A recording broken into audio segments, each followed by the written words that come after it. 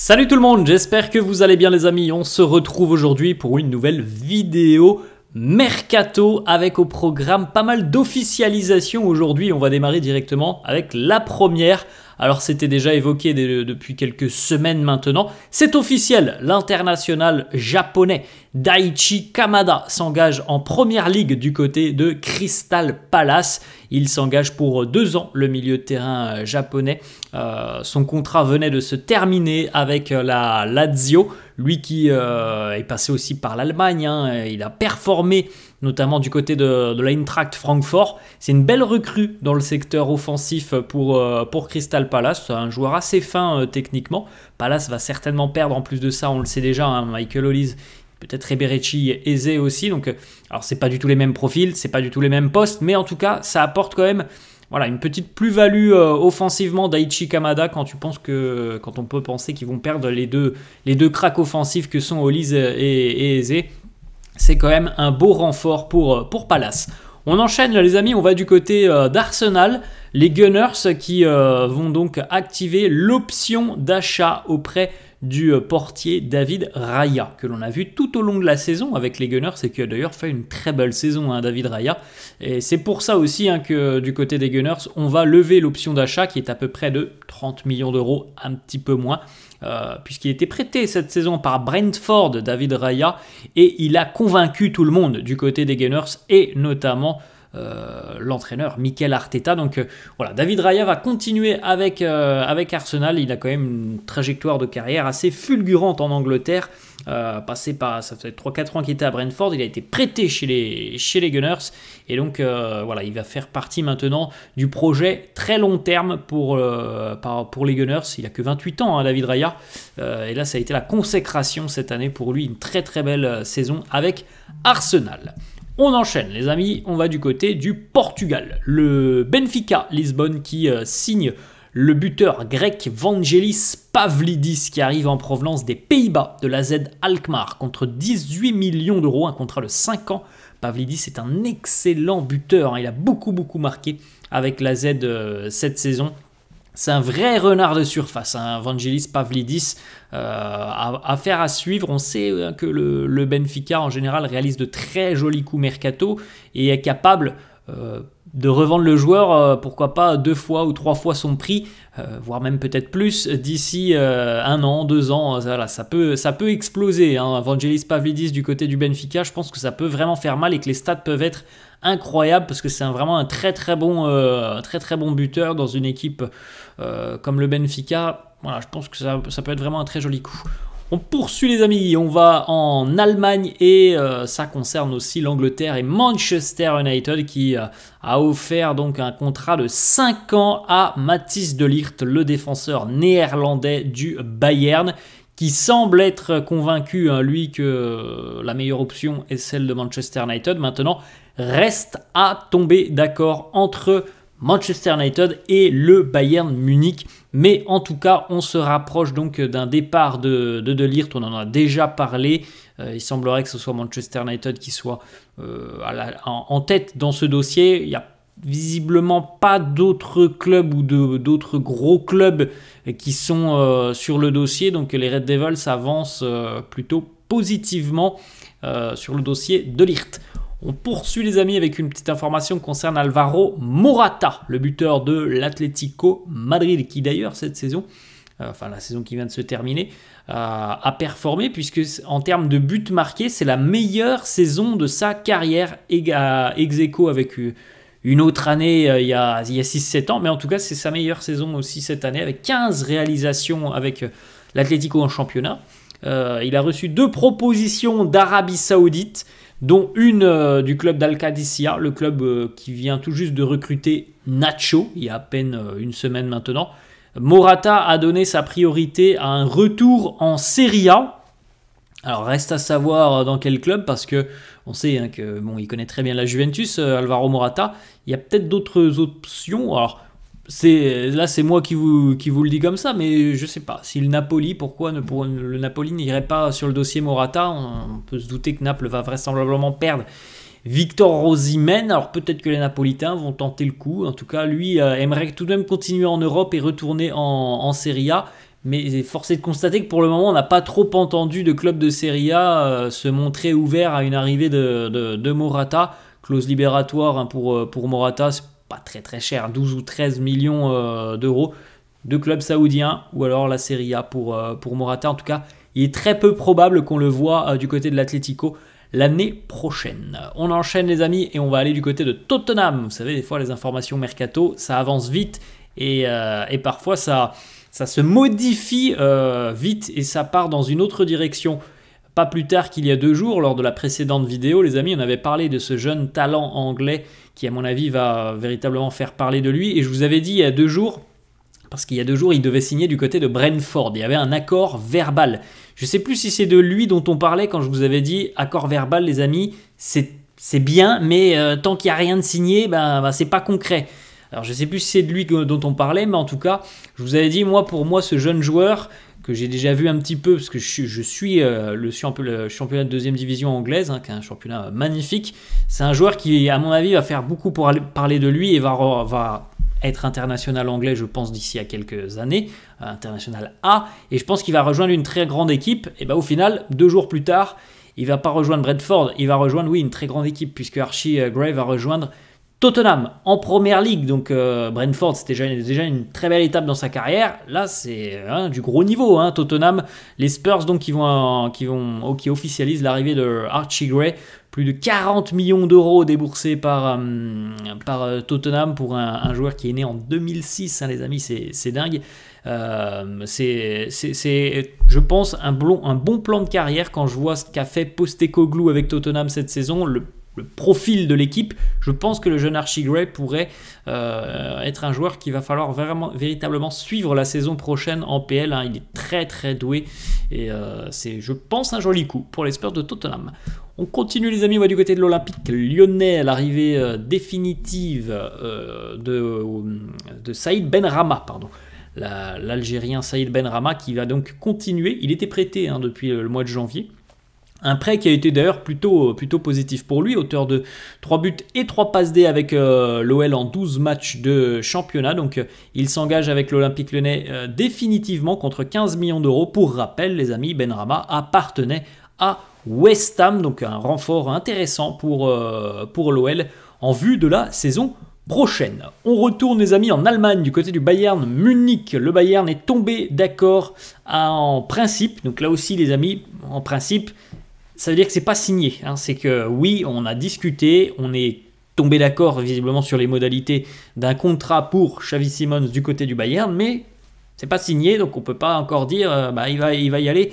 Il faut attendre la confirmation.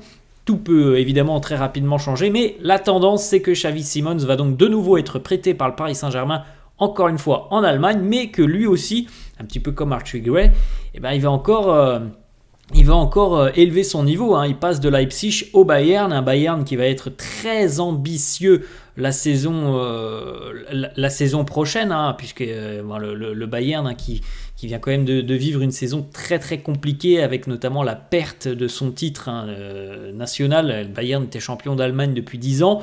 Là, ils sont tombés de leur trône, les Bavarois, donc je pense qu'ils ont faim, hein. En vue de la saison prochaine, ils ont faim d'aller chercher des trophées, et Xavi Simons peut être véritablement un joli coup mercato. On attend maintenant la décision finale du PSG aussi, hein, dans ce dossier.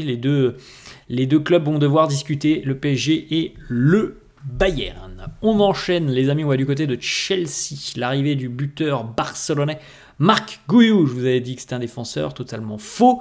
Je me suis complètement emmêlé les pinceaux la dernière fois. Marc Guiu, jeune attaquant catalan, qui s'engage donc avec les Blues de Chelsea. Pas très très cher, 5-6 millions d'euros pour un contrat de 5 ans, encore une fois du côté de Chelsea. On va chercher une promesse, on va chercher un joueur qui semble avoir beaucoup de qualité. Maintenant, il faut confirmer tout ça au plus haut niveau. Et c'est fou, hein, du côté de Chelsea. On s'est bâti quand même une équipe depuis 2 ans avec des des noms, des promesses, mais on a envie de voir des résultats sur le terrain du côté des Blues de Chelsea. Donc, affaire à suivre. On verra si c'est une bonne pioche ou pas pour les Blues. Hein. Marc Gouillou, bon, en tout cas, là, c'est pas très très cher. Ils sont déjà allés chercher des joueurs beaucoup plus chers que ça, Chelsea. On espère pour eux que ça va être une bonne pioche.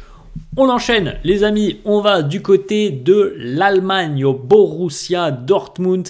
Dorénavant, c'est le Borussia qui est en tête et en pole position dans le dossier Ryan Cherki, le joueur de l'Olympique Lyonnais qui était notamment ciblé par le Paris Saint-Germain, qui était d'ailleurs un profil apprécié par Luis Enrique, par Luis Campos, mais visiblement, ça ne s'est pas fait avec le Paris Saint-Germain.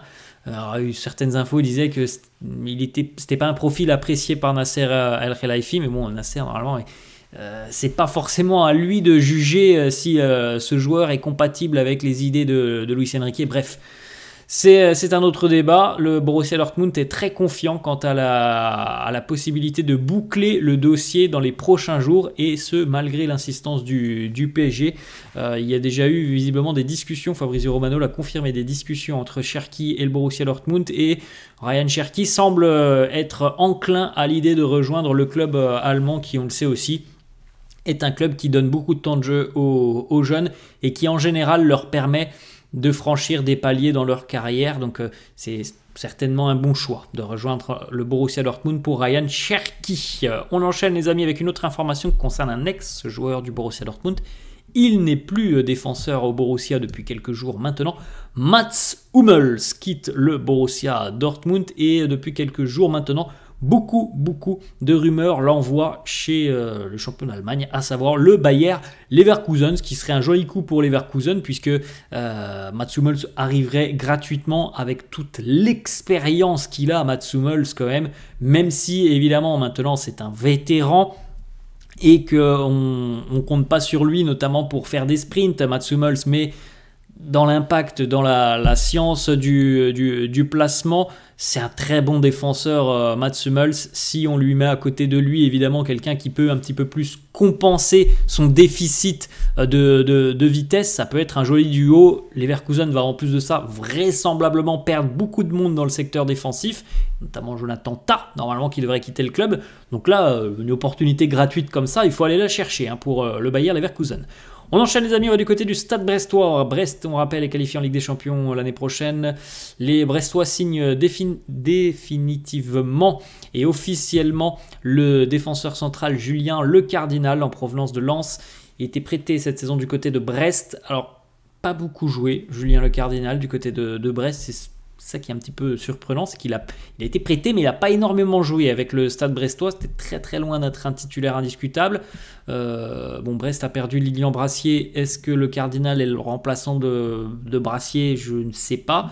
En tout cas, c'est pas très cher, 1,7 million d'euros, mais c'est vrai que c'est surprenant parce qu'en général, quand tu achètes un joueur qui était en prêt chez toi, c'est que le joueur en général a beaucoup joué et qu'il a convaincu. Comme par exemple tout à l'heure l'exemple, David Raya, il est arrivé en prêt du côté d'Arsenal, il a convaincu, il a été titulaire indiscutable. Bon, le Cardinal, je vous l'ai dit, les amis, il a très peu joué du côté de Brest, mais bon, Brest a tout de même levé l'option d'achat d'1,7 million d'euros. On enchaîne, les amis, on va du côté du Paris Saint-Germain, ça c'est la grosse information. Mercato, le PSG qui se prépare à offrir une offre, à offrir une somme folle pour le Barça et pour le crack du football espagnol, certainement l'un des joueurs les plus talentueux que l'on a vu en Espagne depuis peut-être les Messi et Ronaldo, Lamine Yamal. Là, il n'y a pas de débat, c'est déjà un crack et il va devenir encore plus fort, je pense, plus les années vont passer. Donc le Barça a un crack, évidemment le PSG a perdu son crack Kylian Mbappé, le PSG aimerait avoir, je pense, un nouveau visage pour incarner un petit peu le projet parisien. C'est pour ça que le PSG serait prêt à complètement casser sa tirelire pour Lamine Yamal. Paris pourrait proposer 250 millions d'euros au Barça. Alors les amis, après le Barça, Ils ont besoin d'argent, c'est une certitude, mais je n'imagine pas le Barça se séparer de son crack, parce que là, franchement, le message, il serait pas bon du côté de Barcelone. On voit le talent, il est exceptionnel, le talent de Lamine Yamal. Donc, ce serait vraiment le mauvais message du Barça de se séparer de Yamal, parce que le PSG arriverait avec une grosse somme. Donc, affaire à suivre, les amis. En tout cas, le PSG aimerait bien que Lamine Yamal puisse incarner le nouveau projet parisien. C'est sûr que ça serait exceptionnel. Tu perds Mbappé et tu réussis à aller chercher un autre immense crack, un autre futur joueur, futur très grand joueur, parce que je pense qu'il va devenir un très très très grand joueur, Lamine Yamal. Ce serait exceptionnel, mais ça va pas être simple, puisque le Barça, même s'il va y avoir l'intérêt financier, le Barça va se dire peut-être 250 millions d'euros, c'est énorme, mais évidemment que sportivement, ce serait une catastrophe pour les Catalans de perdre Lamine Yamal. On enchaîne les amis, on va du côté de Liverpool. Darwin Núñez qui a fait une très belle saison avec les Reds de Liverpool. La première saison avait été compliquée, peut-être l'adaptation. En tout cas, cette saison était beaucoup mieux pour Darwin, notamment en première ligue. 11 buts, 8 passes D, donc plutôt intéressant. Fenerbahçe s'intéresse à Darwin Núñez. Bon, sincèrement les amis, là aussi, j'ai un peu de mal à imaginer que Liverpool lâche Darwin Núñez. Ils ont quand même beaucoup misé sur lui. Voilà, un niveau financier, c'est quand même un joli coup que quand Liverpool était allé le chercher au Benfica.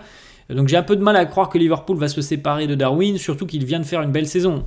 À la rigueur, s'il avait fait une saison très très moyenne comme la première saison où il était chez les Reds, bon, peut-être que la porte aurait été ouverte, mais bon là franchement ça me semble compliqué et je suis pas sûr que le Fener ait les moyens financiers d'aller chercher Darwin Núñez. On continue les amis avec une officialisation qui devrait intervenir dans les toutes prochaines heures ou tout prochains jours. Tanguy Ndombele a trouvé un point de chute, il va faire son retour en Ligue 1. Il est tombé d'accord avec l'OGC Nice, il va donc s'engager librement puisqu'il avait quitté Tottenham d'un commun accord il y a quelques jours. Ndombele, qui traverse un petit peu des moments, traverse des moments quand même compliqués depuis quelques temps, depuis quelques années maintenant, il a du mal à trouver de la stabilité. Le retour en France peut-être lui sera bénéfique, en tout cas c'est tout ce qu'on lui souhaite du côté de Nice. On va du côté de Manchester City les amis, les Citizens qui ont préparé tous les documents pour que Savio puisse arriver à City après la Copa América. Tout est complété, Savio va signer en provenance donc de Troyes. Après son passage en prêt du côté de Gérone en Espagne, c'est pas à Troyes qu'il a explosé aux yeux de tous, c'est plutôt à Gérone cette saison. Malgré plusieurs propositions, City ne veut pas vendre le Brésilien Savio. C'est un joli coup, je pense que voilà, c'est un joueur qui a beaucoup de qualité. C'est pas forcément un profil que l'on a énormément du côté de City. Maintenant, il va falloir qu'il s'adapte un petit peu à Pep Guardiola parce que c'est un joueur très virevoltant, Savio. Mais voilà, en tout cas, je pense que c'est un joli coup quand même pour les Citizens. On enchaîne, les amis. Fabrizio Romano qui nous annonce que divers clubs de PL et le Barça s'intéressent toujours très attentivement à la situation de Joshua Kimmich pour cet été. Bon, Kimmich pour le moment, il focus avec l'Allemagne. On en saura certainement plus d'ici à quelques jours. Dans un an, c'est la fin de son contrat avec le Bayern. Donc évidemment, il va y avoir beaucoup de clubs qui vont lorgner sur sa situation. Autre info, les amis, on en avait parlé il y a quelques jours. Le buteur du Betis Séville, Willian José, s'engage en Russie. Bon, c'est un choix surprenant. Il s'engage du côté du Spartak Moscou pour à peu près 1,4 million d'euros. On continue les amis. Le Here We Go aussi de Fabrizio Romano pour Michy Batshuayi. On en avait déjà parlé il y a une quinzaine de jours. Cette fois-ci, c'est fait. Michy va rejoindre Galatasaray jusqu'en juin 2027, donc contrat de 3 ans. C'est fou, on en a déjà parlé, mais il va donc avoir joué pour Galatasaray, pour Fenerbahçe et pour Beşiktaş. C'est dingue parce que les trois clubs, ce sont les trois clubs les plus connus, on va dire ça comme ça, en Turquie. Et ce sont trois clubs qui se détestent dans la capitale stambouliote. Donc voilà, c'est fou. Il est passé par les trois plus grands clubs de Turquie. C'est un joueur qui connaît très bien le championnat, évidemment, Michy Batshuayi. On continue les amis, on retourne en Espagne. Robin Lenormand devrait arriver du côté de l'Atlético Madrid. Le Here We Go de Fabrizio Romano. Un accord est en place entre les deux clubs, ça devrait chiffrer aux alentours de 30 millions d'euros. Il y a déjà un accord entre le joueur et l'Atlético déjà depuis quelques semaines maintenant. Nouveau défenseur central donc pour les Colchoneros, Robin le Normand. Saglar Soyuncu, lui, quitte l'Atlético Madrid. Il s'engage du côté du Fener. 8,5 millions d'euros. On rappelle, les amis, qu'il avait Saglar Soyuncu. Il avait quitté Leicester pour s'engager du côté de l'Atlético. Bon, il n'a jamais vraiment convaincu du côté des Colchoneros. Il a l'opportunité de retourner donc, au pays, du côté du Fener avec José Mourinho. Donc c'est quand même plutôt pas mal. On enchaîne, les amis. On va du côté de Brighton. L'arrivée du jeune Yankuba Minteh qui rejoint Brighton en provenance de Newcastle contre plus de 30 millions d'euros. C'est d'ailleurs, je crois, le joueur U19 le plus cher de l'histoire du football africain, puisque Yankuba Minteh est d'origine gambienne. C'est un record pour le football africain qu'un joueur de 19 ans arrive pour plus de 30 millions d'euros. Il était prêté la saison dernière aux Pays-Bas, au Feyenoord, et il a fait une saison exceptionnelle avec le Feyenoord. On continue les amis avec l'ancien milieu de terrain d'Everton, du Napoli, Alan, le Brésilien qui retourne au pays du côté de Botafogo. On poursuit avec du côté cette fois-ci de l'Inter Milan, le Colombien Juan Cuadrado quitte l'Inter, il est libre de tout contrat, il peut s'engager où bon lui semble. Pour le moment, pas d'informations sur son éventuel point de chute l'année prochaine. On termine les amis du côté de l'OM, l'officialisation. Roberto De Zerbi est bel et bien le nouvel entraîneur de l'Olympique de Marseille. Bon, c'était annoncé déjà depuis une quinzaine de jours. Cette fois-ci c'est fait, le technicien italien s'est engagé pour les 3 prochaines saisons avec l'OM. Voilà les amis, la fin de cette vidéo. J'espère que ça vous a plu. N'hésitez pas comme d'hab à lâcher un petit pouce bleu. N'hésitez pas non plus à vous abonner à la chaîne. Je vous laisse et je vous dis à la prochaine. Ciao.